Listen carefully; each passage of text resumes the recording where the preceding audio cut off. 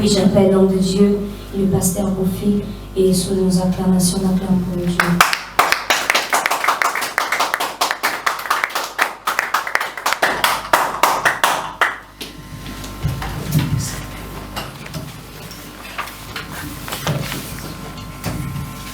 Alléluia. Amen. Amen. Amen. Nous sommes dans la présence de notre Seigneur. Amen. Amen. Et je sais bien que Dieu veut nous parler quelque chose de spécial. Aujourd'hui, il est essentiel d'être connecté pour vivre le merveille du Seigneur. Je ne sais pas si quelqu'un peut me rappeler la prophétie de l'année.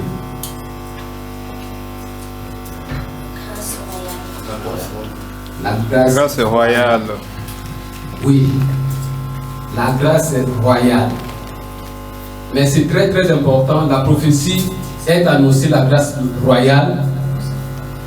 Mais Si nous n'allons pas fixer un objectif, nous n'allons pas atteindre cela. Mais je sais que chacun de nous devrait fixer un objectif quelconque pour atteindre ces grâces royales.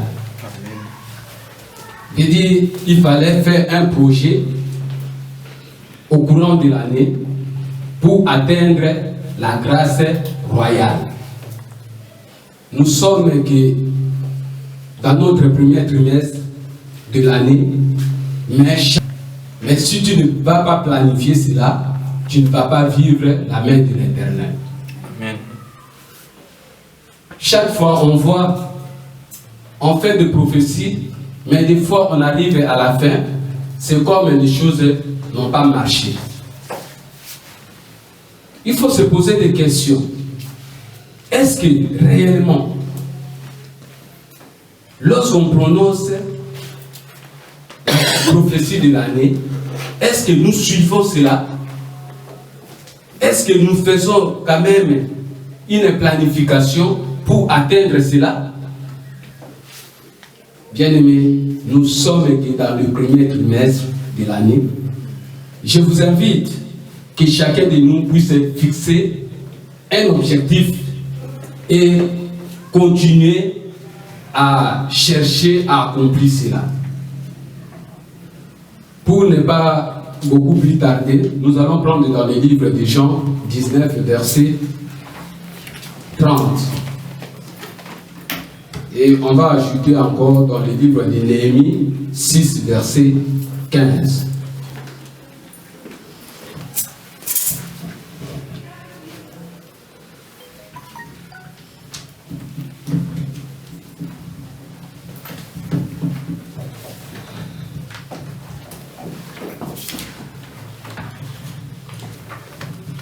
Jean 19, verset 30.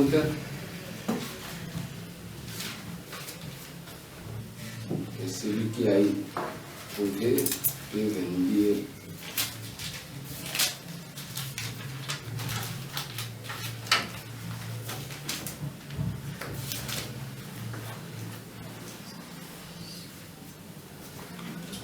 Jean 18, 30. 19, verset 30. Jean 19.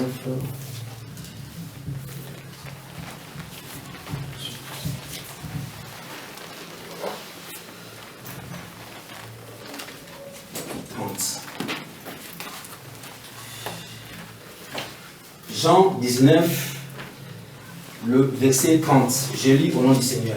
Amen. Quand Jésus, verset 30, quand Jésus eut pris le vinaigre, il dit, tout est accompli. Et baissant la tête, il rendit l'esprit. Amen. Amen. Prenons encore Néhémie 6, verset 15. Néhémie 6, 15.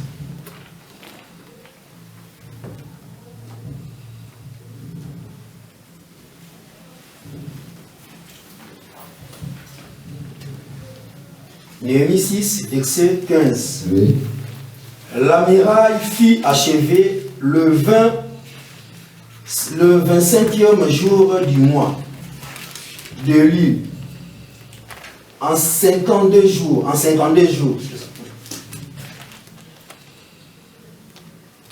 Oui. Verset 15. Oui. C'est ça. Amen. Amen. Assoyons-nous dans le nom de Jésus. Oui, bien aimé, je vais nous parler comment atteindre l'objectif. Comment peut-on atteindre l'objectif, ton objectif? Oui. Qu'est-ce que nous voulons parler de l'objectif? On va voir que l'objectif, c'est un point de repère qu'on devrait se référer.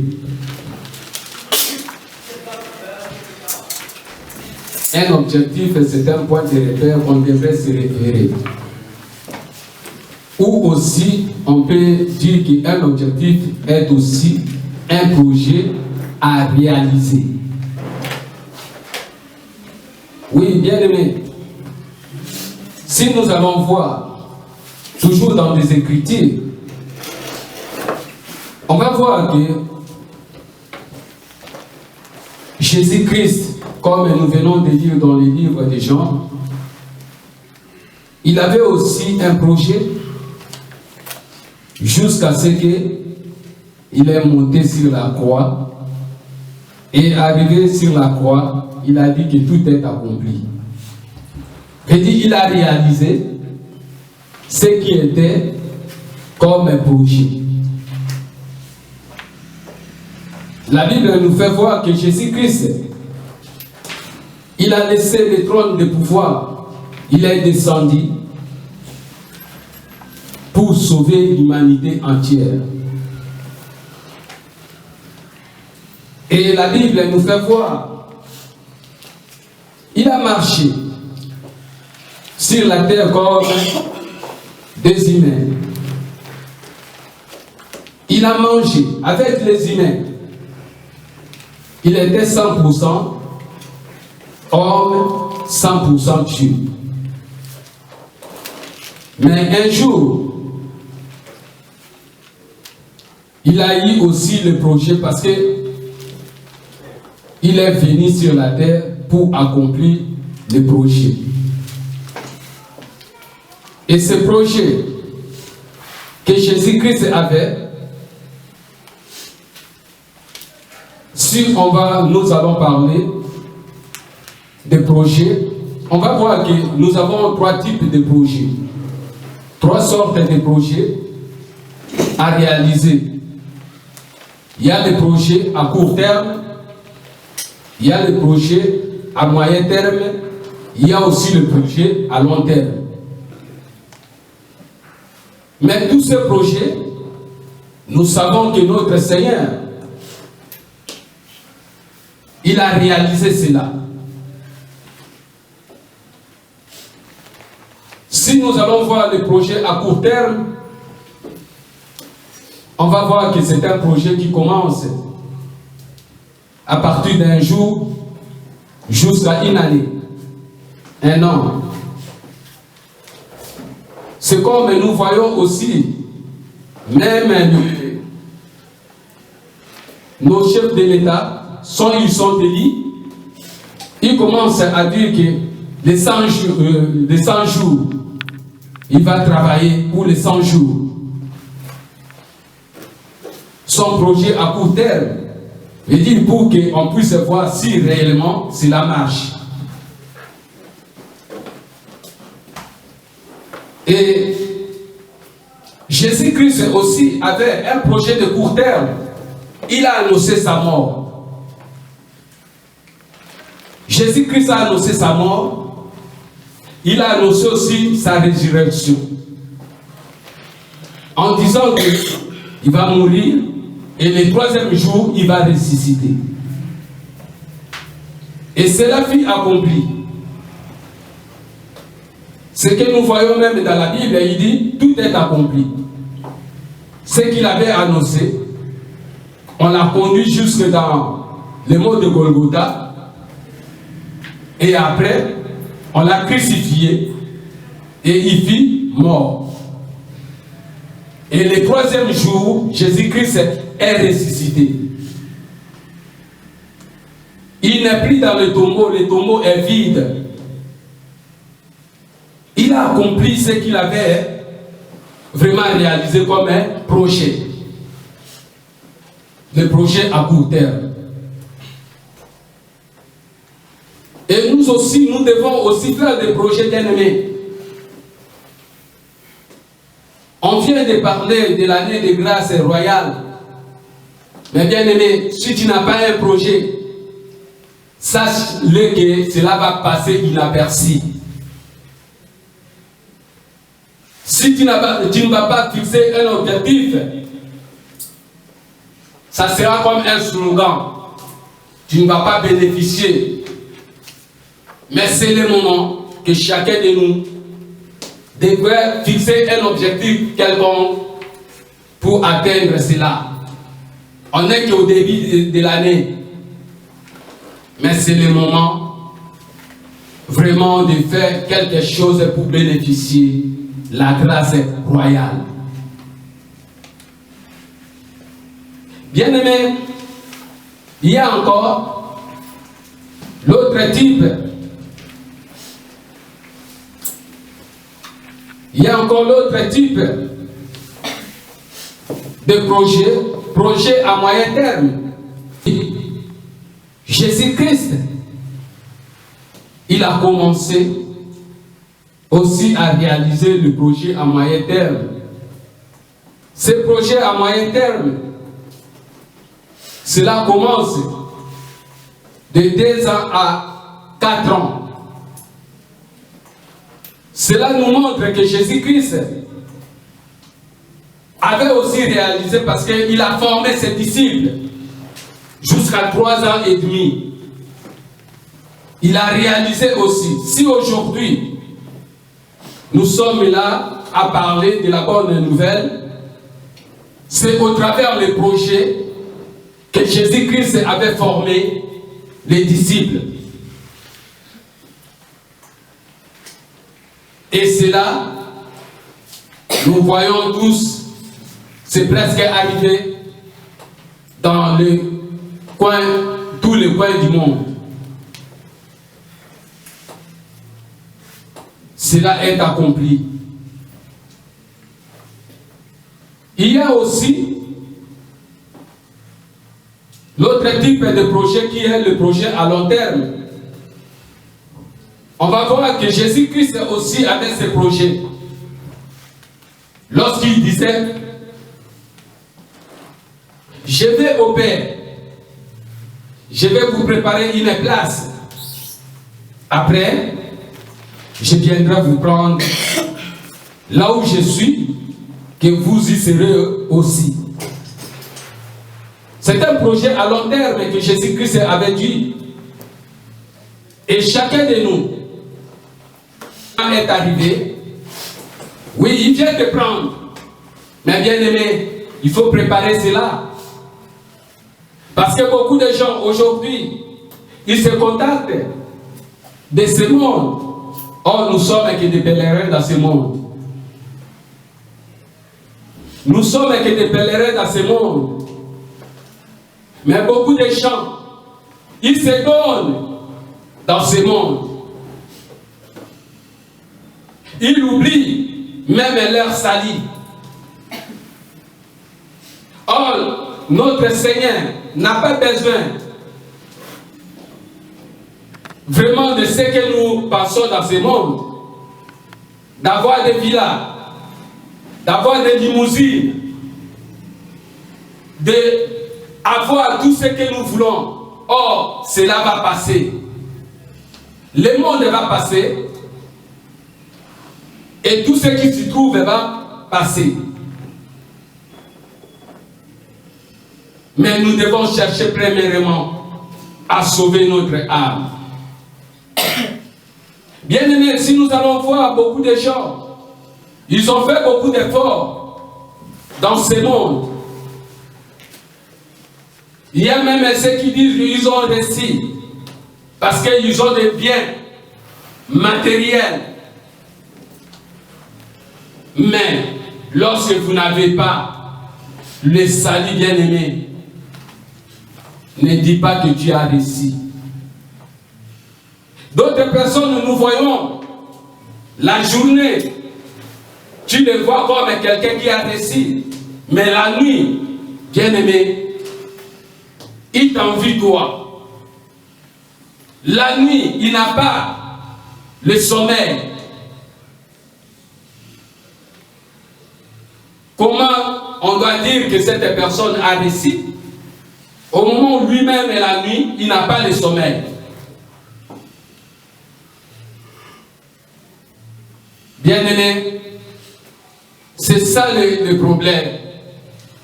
Et beaucoup de gens, ils commencent même à se poser des questions. Mais pourquoi moi? Mais l'Éternel te demande de chercher premièrement le royaume et sa justice. Et d'autres choses là vous serez données par-dessus. Mais les gens, ils font le monde est dans l'envers et préfèrent avant tout ce monde. Mais pour le problème du royaume et du ciel, non, ce n'est pas son problème. Si aujourd'hui on va compter beaucoup de gens que nous connaissons, d'autres sont dans la maison maintenant, ils sont que dans des futilités, dans la distraction, mais pour dire ne fût-ce que merci pour l'Éternel qu'il a donné le souffle de vie, l'Éternel qu'il a renouvelé sa grâce, mais là ce n'est pas son problème. Bien-aimé, mais il veut tout simplement avoir un avenir meilleur. Or, l'Éternel a déjà prédit pour chacun de nous, il veut que tu puisses prospérer comme l'état de ton âme. Mais est-ce que ton âme est en train de prospérer, bien-aimé? Tu as besoin de la bénédiction matérielle, financière. Mais est-ce que ton âme est en train de prospérer? Mais l'Éternel, il a besoin de ton âme, de sauver ton âme. Et le reste, il va te donner par-dessus. Et je sais bien que notre Seigneur, il est là pour nous bénir, il est là pour nous élever. Si nous allons nous attacher à la parole de Dieu, je sais bien que nous serons des personnes qui vont bénéficier de la grâce royale. Amen. C'est le moment, bien-aimé, que chacun de nous s'attache à la parole de Dieu, que chacun de nous cherche l'Éternel, comme la Bible nous dit, cherchez l'Éternel pendant qu'il se trouve, invoquez-le pendant qu'il est prêt. Tu dois le chercher, bien-aimé. Tu ne vas pas attendre jusqu'à 4e trimestre pour commencer à dire pourquoi le temps passe. Oui, bien-aimé, nous sommes au début. Prépare et tu vas voir la main de l'Éternel. C'est le moment pour que nous puissions bénéficier de la grâce royale. Amen.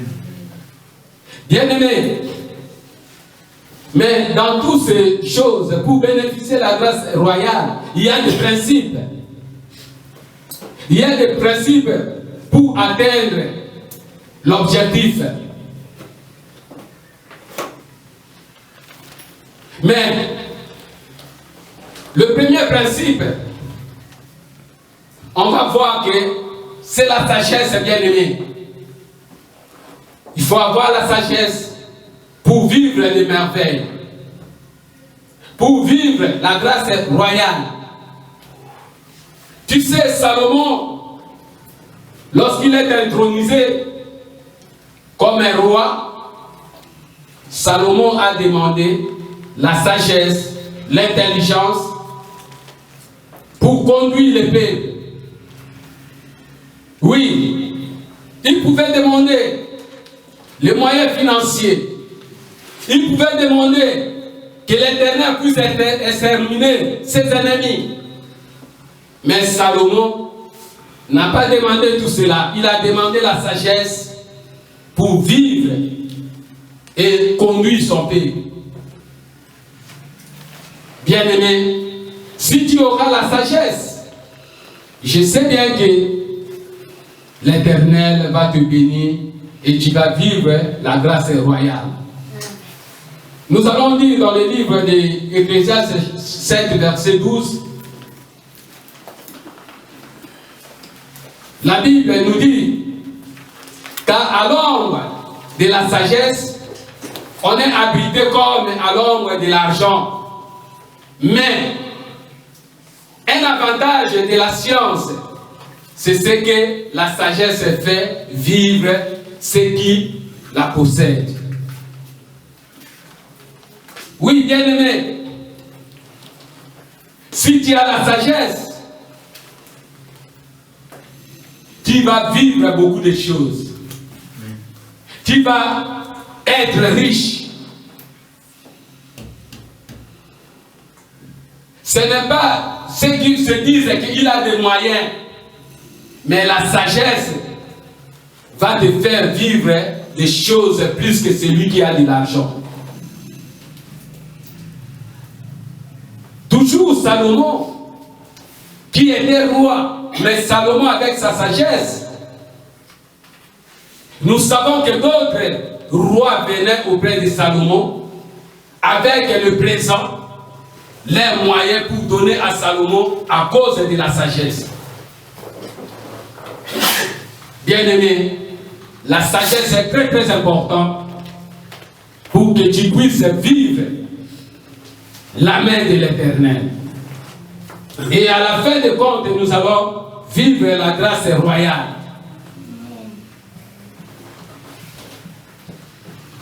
Nous allons encore voir l'autre principe, la détermination. Bien aimé, c'est très très important d'être déterminé pour vivre la grâce royale. C'est le moment, la détermination. Si nous allons voir dans l'histoire dans le livre des Rites, chapitre 1er, on prend tout simplement le verset 16 à 17. Nous savons que dans ce livre, on nous parle de Naomi qui avait son mari Elimelech et ses deux enfants qui étaient sortis pour aller à Moab. Mais arrivé là-bas, mon mari Elimelech était mort et ses deux fils étaient aussi morts. Mais Naomi est restée avec ses deux belles filles. Mais un jour, Naomi a compris que Dieu a visité Jérusalem. Il fallait rentrer dans sa nation. Mais lorsqu'il voulait rentrer, il a appelé ses deux belles filles en disant, oui, maintenant, il est temps. Moi, je vais rentrer. Et vous devez rester auprès de votre peuple. Mais moi, je vais rentrer. Mais les deux belles filles, ils ont insisté, ils disent non, nous allons partir avec toi. Mais Naomi, vu son âge, il dit non, vous allez partir avec moi, je n'ai plus de fils. Comment est-ce que vous allez me suivre? Qui sera votre mari maintenant? Non, il faut rester auprès de vos peuples. Mais parmi les deux, Orpa est resté. Mais Ruth, il a décidé de suivre Naomi jusqu'à aller. Et il a commencé à dire, là où tu seras, moi je serai. Ton peuple sera mon peuple. Ton Dieu sera mon Dieu. La détermination de Ruth. Et Ruth a continué avec Naomi jusqu'à ce qu'il est arrivé à Jérusalem dans le peuple de Naomi. Mais la suite, nous savons que Ruth s'est remariée parce qu'il y a eu le droit de rachat. Boaz l'a remariée. Il a fait le droit de rachat. Et l'histoire, c'est Ruth qui est le descendant de Jésus-Christ. Aujourd'hui, à cause de sa détermination, il est devenu descendant même de Jésus-Christ. Et nous croyons que la détermination va aussi nous propulser pour bénéficier de la grâce royale, si nous sommes déterminés. Mais dans le cas contraire, nous n'allons pas vivre cela. Et on peut encore voir d'autres principes. L'autodiscipline, bien aimé. Si tu ne vas pas te discipliner, tu ne peux jamais vivre le merveille du Seigneur. C'est dans le livre de 1 Corinthiens 10, verset 23, la Bible nous dit, tout est permis, mais tout n'est pas utile. Tout est permis, mais tout n'édifie pas. Oui, bien aimé, il y a des fois on fait des choses, mais des choses même qui ne bénéficient à rien. Des fois on s'assoit dans des milieux de la distraction. Oui, bien aimé. Des fois, on fait des choses. Si tu vas voir que ce sont des choses, après, tu vas regretter. Tout est permis, mais tout n'est pas utile. Tu veux vivre la grâce royale. C'est le moment de te discipliner. De faire l'autodiscipline. Et nous allons vivre la main de l'Éternel. Oui, bien aimé, nous allons encore voir l'autre principe. Vraiment l'entourage. Si tu n'as pas un bon entourage, bien aimé, vous risquez de vivre aussi des cauchemars. Vous risquez aussi de faire des choses qui n'est pas bon. Dans le livre de 1 Corinthiens, chapitre 15, verset 33, la Bible nous dit, ne vous y trompez pas, car les mauvaises compagnies corrompent les mœurs. Ne vous y trompez pas, bien-aimés.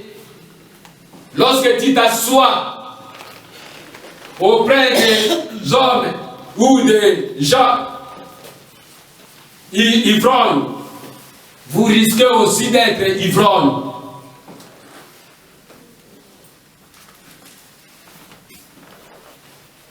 Et chacun de nous devrait vraiment tirer des leçons.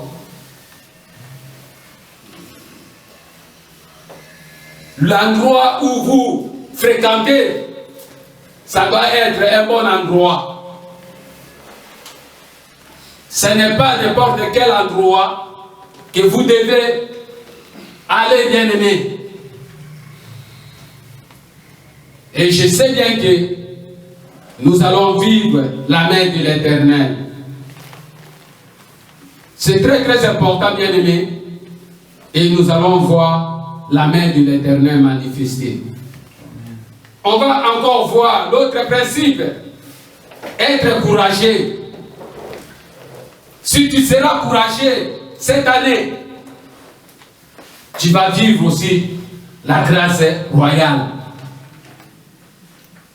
Tu vas voir dans le livre de Josué, chapitre 1er, de 6e verset au 7e. Bien-aimés, ayez du courage. Il nous demande, notre Seigneur nous demande d'avoir du courage, bien-aimés, pour vivre les merveilles de l'Éternel. Il faut avoir du courage. Et cette année, vraiment, si nous nous attachons à cela, nous allons vivre des merveilles. Ça ne sera pas comme d'autres années, mais c'est le moment que tu puisses te discipliner, c'est le moment que tu puisses revenir dans le bon sens pour vivre les merveilles de l'Éternel. Et nous allons parler vraiment de l'année de grâce royale. Je ne veux pas que cela soit un slogan bien-aimé pour toi, mais c'est le moment que toi, tu puisses vraiment préparer cela. Nous avons encore du temps, mais prends la décision. Et je sais bien que ce Dieu va manifester. Il n'est pas un homme pour mentir, ni un fils de l'homme pour se repentir. Si l'Éternel a parlé une année de grâce royale, or la Bible nous fait voir que Dieu n'a jamais parlé, il n'a jamais dit un mot sans pourtant révéler à tes serviteurs. S'il a dit cela, il dit il a besoin qu'une personne puisse bénéficier de la grâce royale. Mais c'est le moment que tu dois sceller cela, accrocher à cette prophétie pour vivre les merveilles de l'Éternel. Oui, ce Dieu, il est capable. Il n'a jamais menti et il va manifester dans le nom précieux de Jésus. Amen. On va encore voir l'autre principe. C'est qu'il faut beaucoup prier pour ton projet bien-aimé. Il faut te mettre à la prière pour ton projet. Et lorsque nous allons prier, invoquer dans les chaînes et prières, c'est alors que nous allons vivre le merveille de Dieu. Ne te relâche pas tant que tu n'as pas encore vu la main de l'Éternel. Mais commencez toujours à prier. Commencez toujours à chercher ce Dieu. Et nous allons vivre les merveilles. L'autre principe, avoir une bonne réflexion. Oui, nous devons réfléchir dans tout ce que nous allons faire. On doit réfléchir pour vivre les merveilles. Ne soyez pas comme un vent, parce que tu as entendu l'autre à parler, toi aussi tu vas faire comme l'autre. Non. C'est ça qui nous amène.